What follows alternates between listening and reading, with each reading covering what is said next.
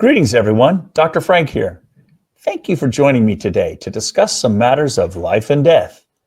And by life and death, I mean literally life and death. As you saw in the opening clip, my motto is follow the data with Dr. Frank. This is because my scientific discipline has taught me that we humans are very vulnerable to bias.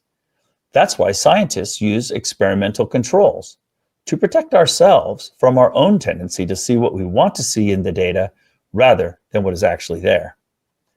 And since I'm a scientist at heart, I've naturally applied this principle to cultivate educated opinions and to make informed decisions in other areas of my life as well, including faith and family choices and social and political issues.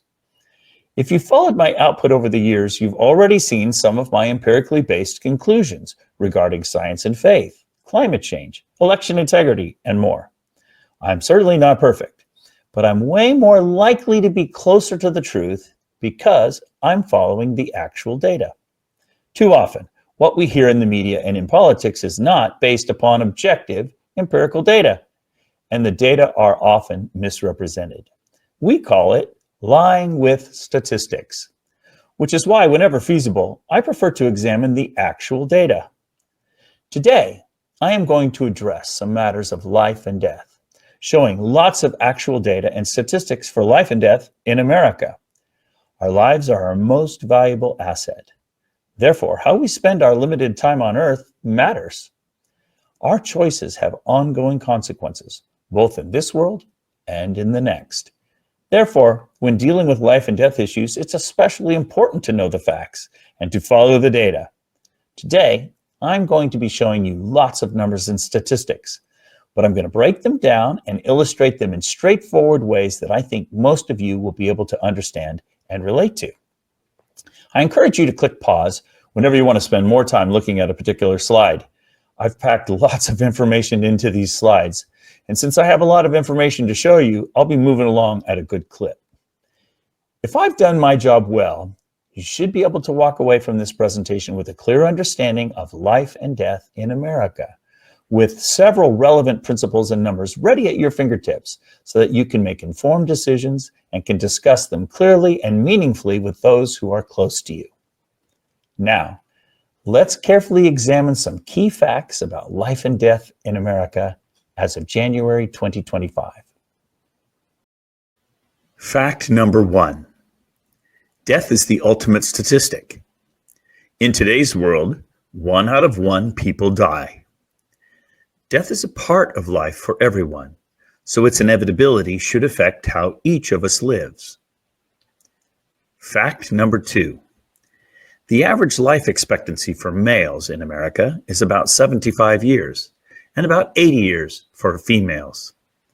But that is life expectancy from birth.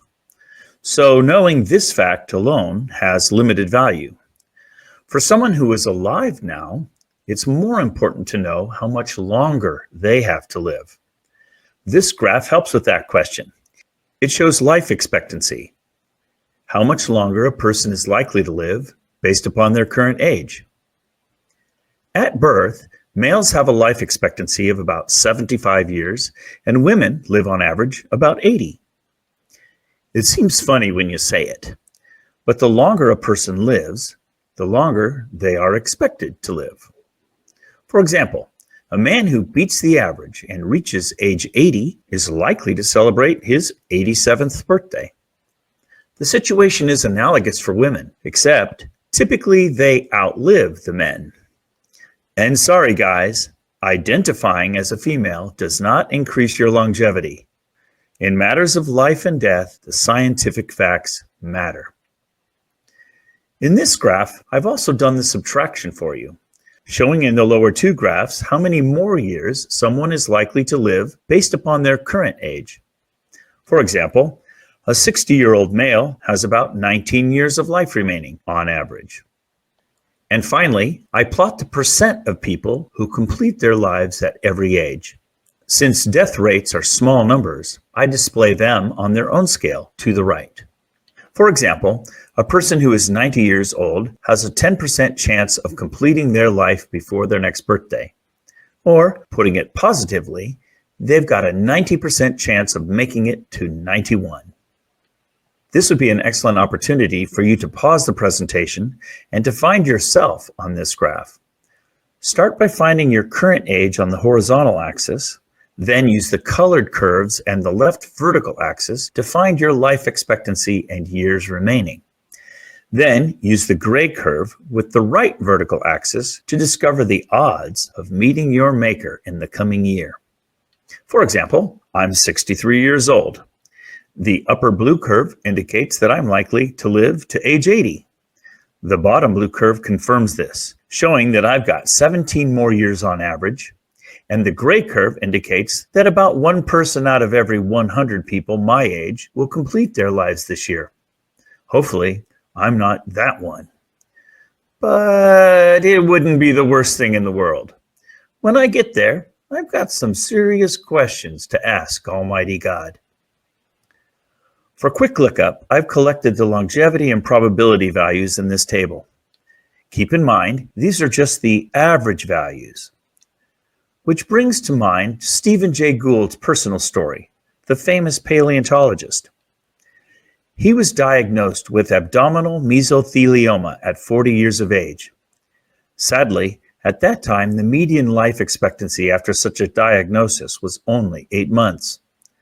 But Gould reasoned that since half of the people previously diagnosed with this disease must have lived longer than the 8-month prognosis, and half must have lived less, he, of course, wanted to be in the longer group. So he started making decisions accordingly.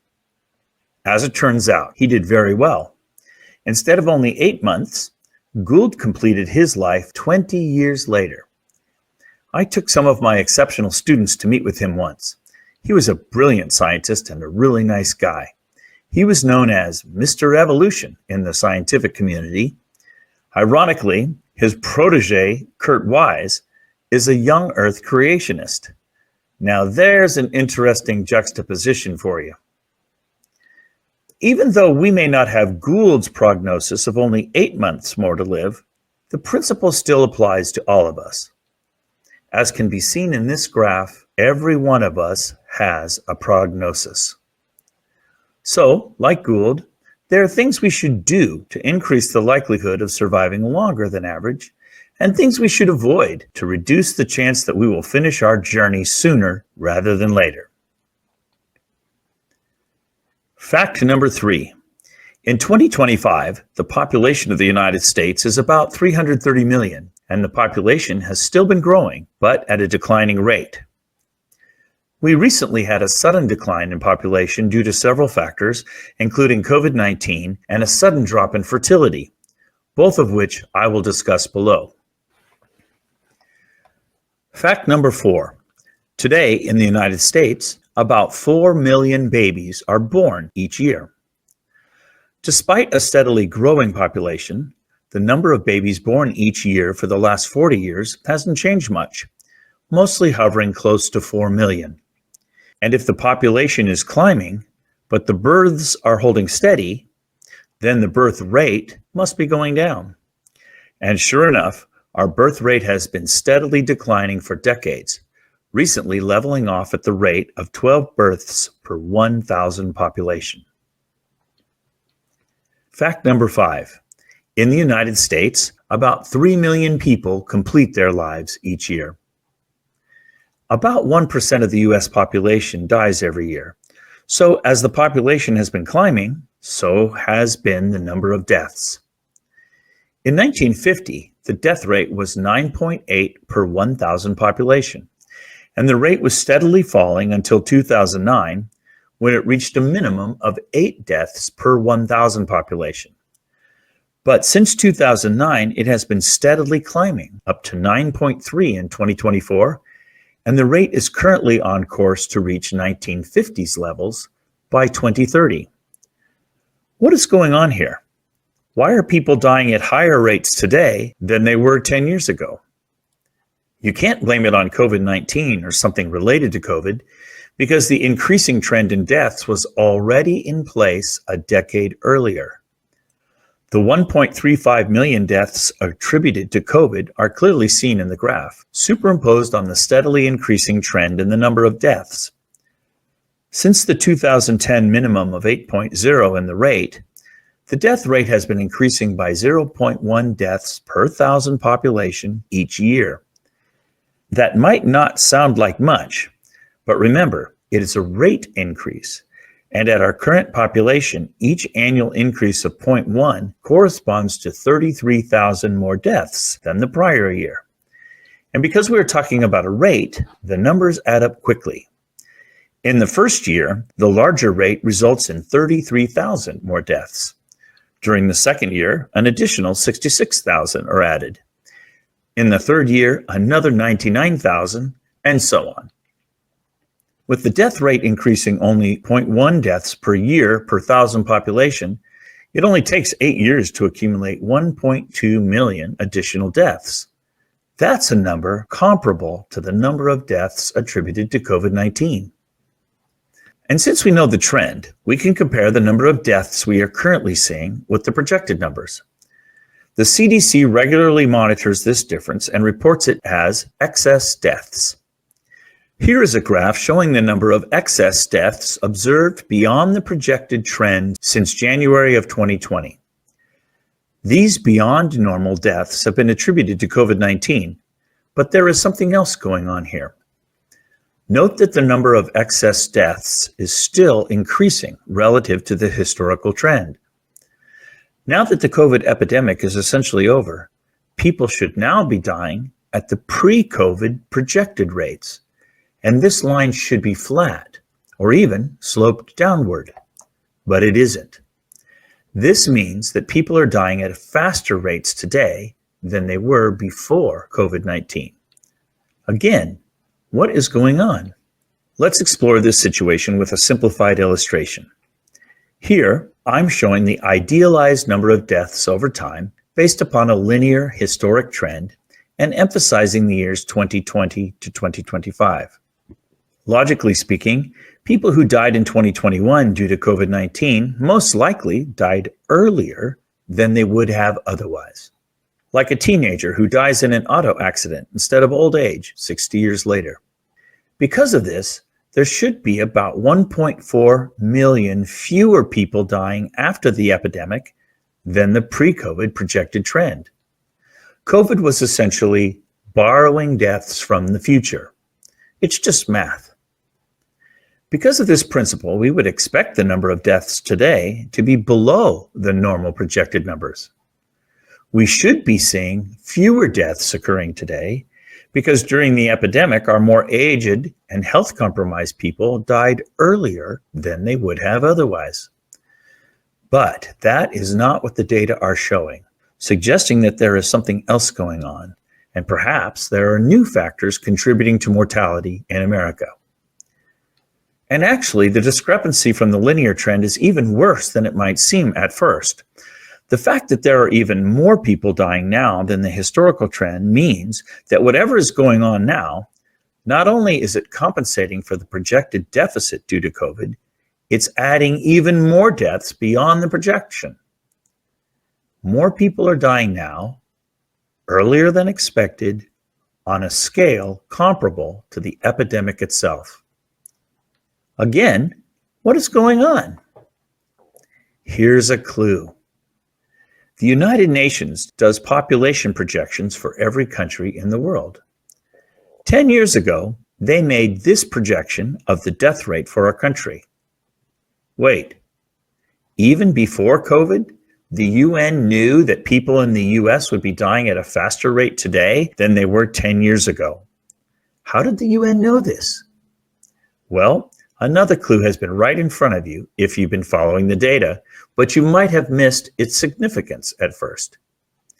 Look at this peak in births back in the 1950s.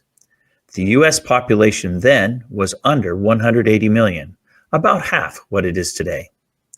Nevertheless, about the same number of babies were being born each year then as there are being born today, making the birth rate in the 1950s over double what it is today, as I noted earlier. This population cohort is known as the baby boomers, boomers for short. The country was suddenly and happily crawling with 76 million new babies following the Great Depression and the Second World War. Fact number 6. Between 1946 and 1964, America experienced a rapid increase in fertility, yielding 76 million new babies, known as the baby boomers. I think the best way to visualize the impact of the baby boomers on the U.S. population is by graphing the U.S. Census data. For example, here's a graph of U.S. population by age from the 1960 U.S. Census. The horizontal axis of the graph spans from birth to 110 years of age, and the vertical axis shows the number of people in the 1960 U.S. population for each age. To understand these data, consider the 2.5 million 20-year-olds in the 1960 population. Obviously, since they are 20 years old in 1960, they were born 20 years prior in 1940. And the number of births at that time would have been in the vicinity of 2.5 million per year. Analogously, the 30 and 40-year-olds in the 1960 population were born in 1930 and 1920, respectively. And the number of births per year when they were born was probably about the same as it was for the 20-year-olds, since there are about the same number of them in the population. After 40 years of age, the 1960 U.S. Census curve begins to fall significantly as people begin to expire. People were dying much younger back then. The average life expectancy for someone born in 1920 was only 54 years, which is 26 years shorter than the 80-year average lifespan we are enjoying today. I think it's interesting that you can also see the effect of the Great Depression on the number of births. But check out the baby boomers. After the Great Depression and World War II, the number of births suddenly surged, increasing by about 50% in only 10 years. We were making babies, 76 million of them. Now, starting with the 1960 U.S. Census, we're going to track this new mass of crawlers through 6 successive decennial censuses, up to the most current 2020 census. But in order to make sense of it, we first need to address a couple of details. Back to our 20-year-olds. If you think about it, not every 20-year-old in the 1960s population was born in America. Certainly, some of them must have been immigrants, which means that there would have been fewer 20-year-olds born here in 1940 than were living here in 1960. How do you increase a population without babies being born? Immigration, of course. So to track baby boomer progress through the successive decades, we have to adjust the population curve upward, increase the average lifespan, and then allow for some immigration. Now we are ready. So here we go. As I plot each decennial census, you can see the baby boomers getting older, the population living longer, and the upward effect of immigration. To help you track the baby boomers, an arrow tracks the age of the people who were born in 1960. I'll run the series again without the trends and labeling so you can clearly see the historical trends over time. And again, this time calling out the recent and significant upward effect of immigration. Notice that all of the census distributions similarly plunge at the older ages, especially piling up after the average life expectancy, with the red 2020 census line serving as a figurative river Styx. Back in 2010, most of our boomers were still with us, with ages well under their average lifespan, and their population peak was centered at 50 years of age. But as you can see from the 2020 census red line, during the years between 2010 and 2020, there was only room to fit about 23 million more people. The relentless march of time was shoving our boomer cohort just past the brink of the ultimate statistic. And during that decade, 17 million of our population completed their lives. And you can begin to see the boomer peak fading, now centered at age 60 in the 2020 census. By 2030, the boomer peak will be at 70 years of age, and instead of only 17 million population, a whopping 44 million population, now mostly boomers, will have crossed the red line of the 2020 census. It's no wonder that the number of deaths in our country has been increasing so rapidly. We've had a large wave of population running up against the ultimate statistic. Population scientists officially designate the baby boomer cohort as the 76 million people born in the U.S. with birth dates from 1946 to 1964. But the population peak in the census curves is clearly centered near 1960. So, by 2040, half of our baby boomers will have exceeded the average life expectancy. But notice, there's a significant dip in population following the boomer peak, so the number of deaths is likely to decline a bit in the following decades. But before we talk about that important dip in population, while we're here, let's use the shifted decennial census graphs to make some estimates and observations about immigration in America. Shifting the 2020 census forward 10 years makes it easy to see how many people there were in each age cohort 10 years prior. Any difference can only be due to immigration and emigration, or perhaps inaccuracies in the census. But if we assume that the census data are of comparable quality, we can estimate that between 2010 and 2020, there were about 8.3 million immigrants added to the U.S. population. Fact number 7. About 50 million of today's United States population are immigrants. Shifting all of the decennial census graphs reveals the approximately 50 million immigrants currently embellishing our population as of the 2020 census. Comparing the census curves this way also illustrates the relative extent and demographics of our immigrant population. For example, there was more immigration in the 1990s than there was during the most recent decade, and the 1990s immigrants were relatively older.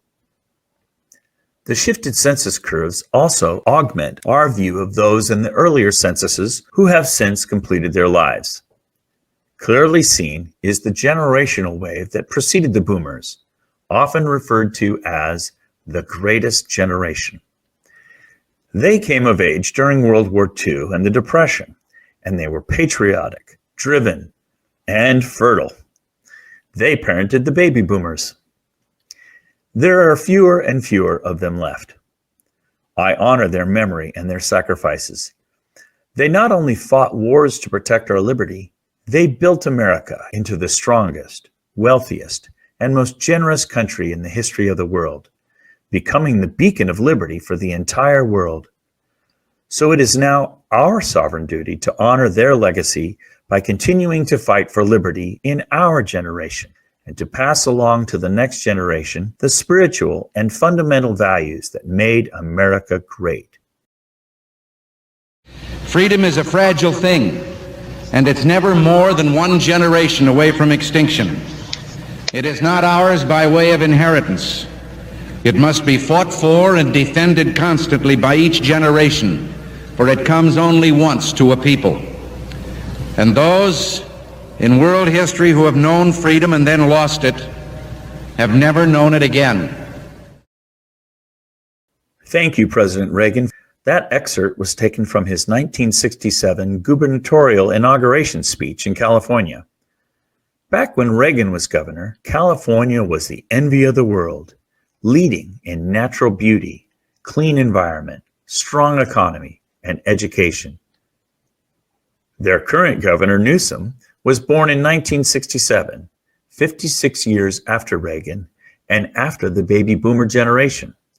Today, California is languishing under leadership that has abandoned the values that made it great in the first place.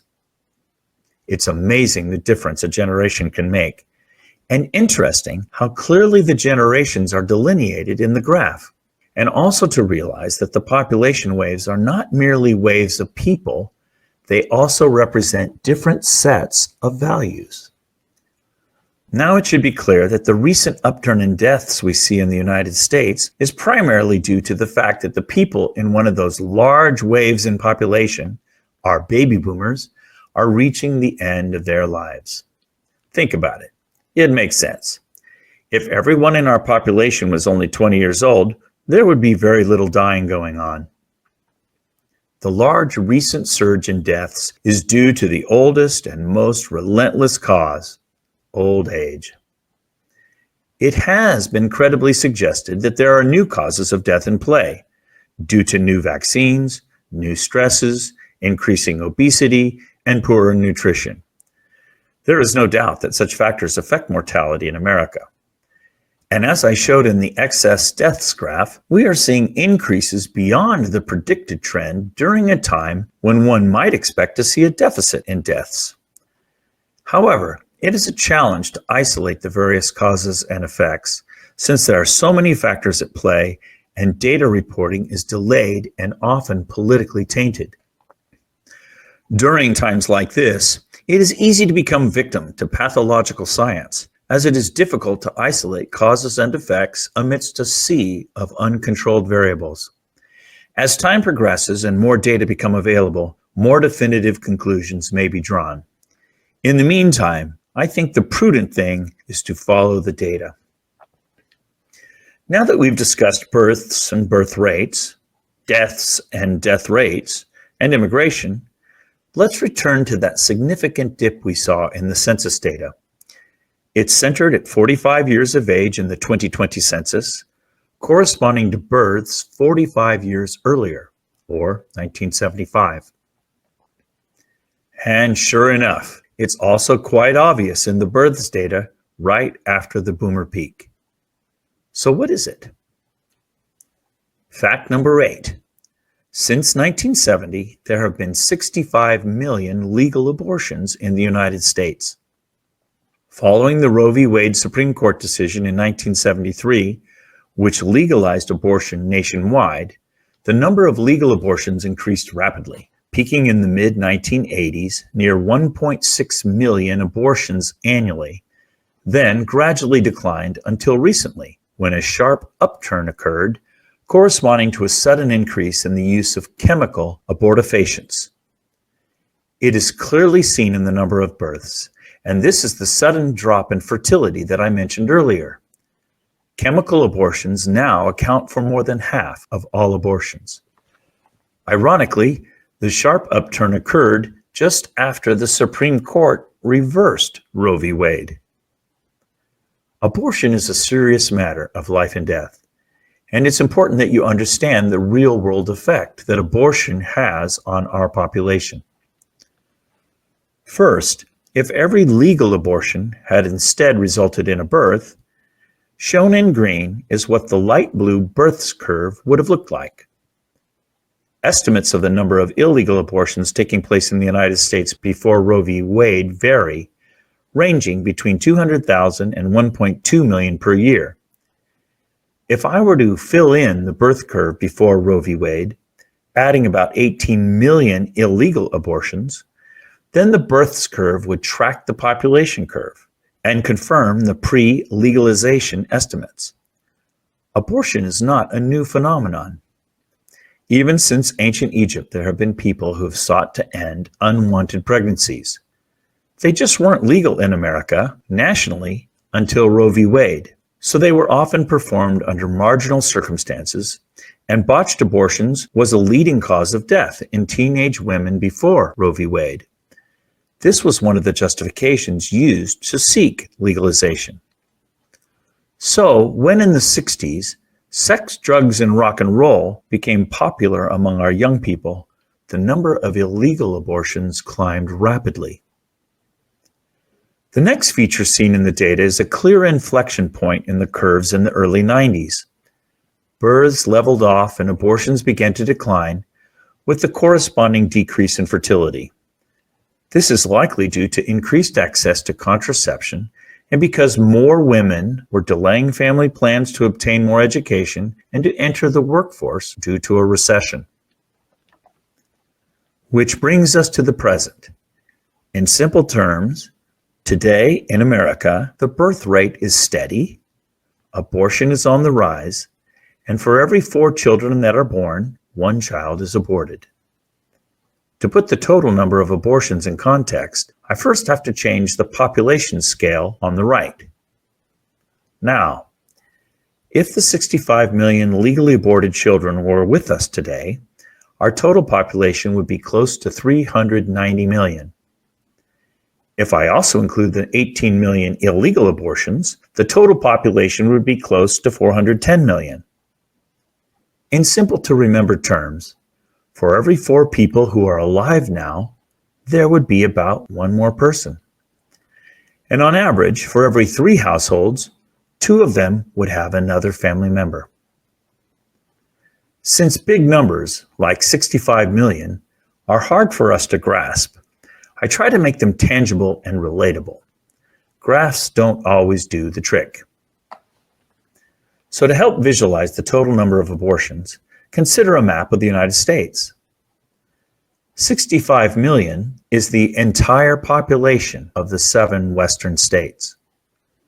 If we include the 18 million illegal abortions, then we have to add 8 more western states, albeit they are less densely populated. Still, there are lots of good folks in states like Nebraska. It's hard for me to imagine all 2 million of them just missing, or all 3 million Kansans. Thinking of the abortion numbers in this way is eye-opening. Entire state populations just missing. Many states, the left half of the United States. The scale of it is hard to accept.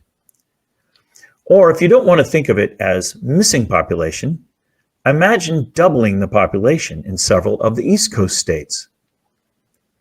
Casualties of war are not even on the same scale.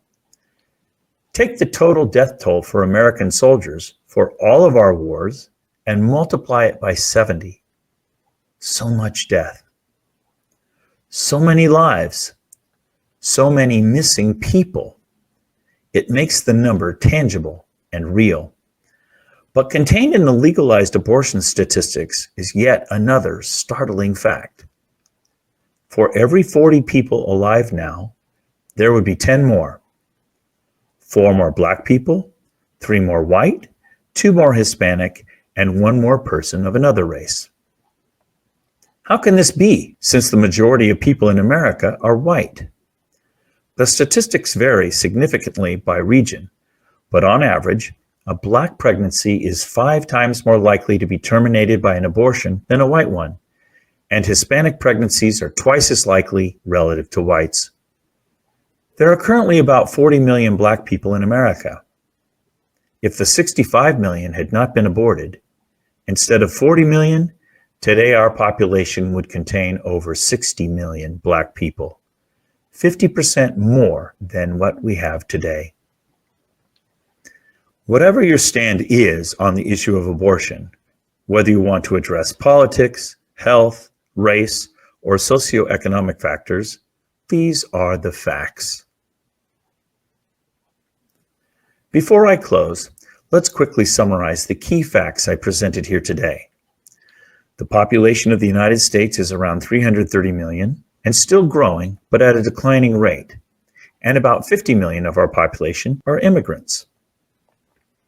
About 4 million people are born every year in the United States, and the number of births per year is holding steady at 12 births per 1,000 population.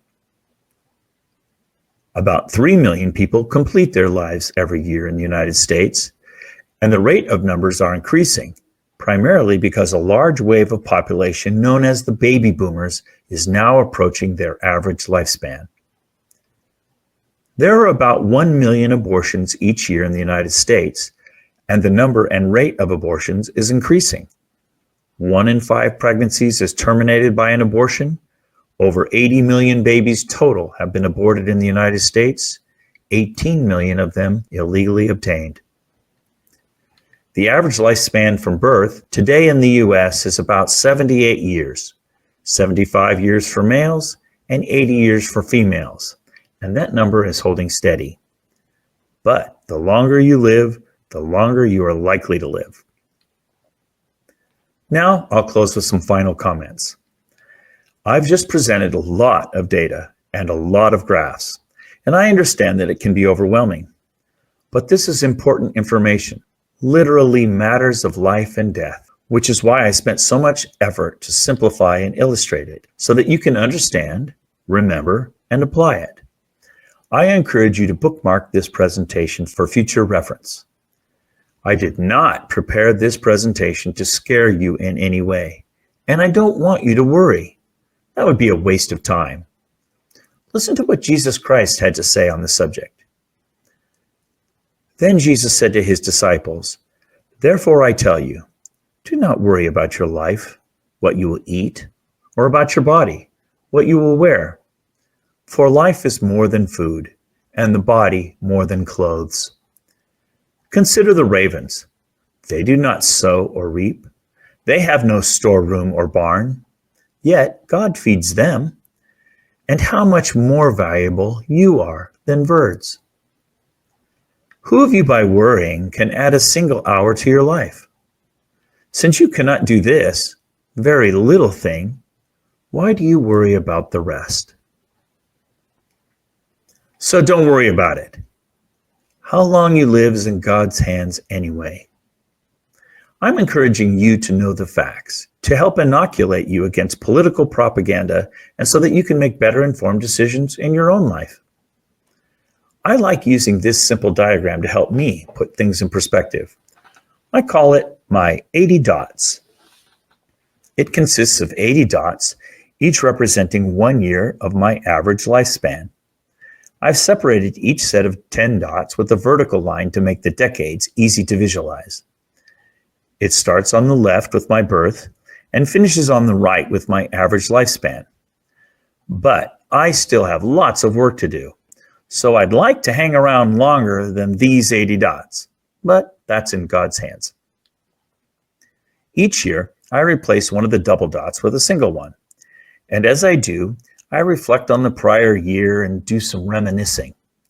Seeing the dots helps me to visualize how many years I've lived, recalling the growing up decades, the scientific and career decades, the child rearing decades, the music and teaching decades, and now the service to my God and country decades. It's cool. It's a positive outlook, and it reminds me to count my blessings. But it also reminds me that my time on earth is precious and limited, so I should spend it wisely. To remember to kiss my wife and children often, and to relish the remaining time with my greatest generation dad, who just turned 85. And according to the lifespan table I showed you earlier, he's got, on average, another 5 years to chase after those Montana trout. When contemplating my dots, I like to do 2 thought experiments. One, I call the credit card game. Looking forward, I ask myself, if I had an unlimited line of credit that never expired and I never had to pay it back, what things would I do? Second, I apply the deathbed test. I imagine myself lying in my deathbed, surrounded by my family, looking back at my life. What did I do that really mattered? What experiences did I enjoy the most, and which were the most rewarding? It helps me to set goals and priorities, to focus on the right things. In his famous Sermon on the Mount, Jesus Christ advised, "Do not lay up for yourself treasures on earth, where moth and rust destroy and where thieves break in and steal, but lay up for yourselves treasures in heaven, where neither moth nor rust destroys and where thieves do not break in and steal. For where your treasure is, there your heart will be also." It's not a guilt trip. It's a positive outlook. It reminds me to choose wisely and to savor the days ahead. Like planning a vacation, you want to redeem every day. As the Apostle Paul reminds us, be very careful then how you live, not as unwise, but as wise, making the most of every opportunity, because the days are evil. I thank you for your attention.